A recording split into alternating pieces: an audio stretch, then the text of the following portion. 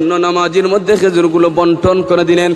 এই সময় হযরত আলী বলেন, খলিফাতুল মুসলিমিন উমর, আপনি আমাকে যদি আরেকটি খেজুর দিতেন তাহলে কি হইতো? হযরত উমর ফারুক জবাব দিলেন, ও আলী, রাতে যদি আল্লাহর হাবিব তোমাকে আরেকটি দিতেন তাহলে আমি উমর তোমাকে আরেকটি দিতে পারতাম। রাতের বেলায় যেহেতু আল্লাহর হাবিব তোমাকে আর দেন নাই, আমি কেমন করে তোমাকে দিব? হযরত আলী রাদিয়াল্লাহু তাআলা আনহু আশ্চর্য হয়ে গেলেন, আমার স্বপ্নের খবরটা উমর কেমন করে জানলো? হযরত উমর, কেমন করে আমি আলী স্বপ্নটা জেনে গেল রে? হযরত আলী রাদিয়াল্লাহু তাআলা আনহু বলেন, ও খলিফাতুল মুসলিমিন উমর, আপনি আমার স্বপ্নের খবরটা কেমন করে জানলেন?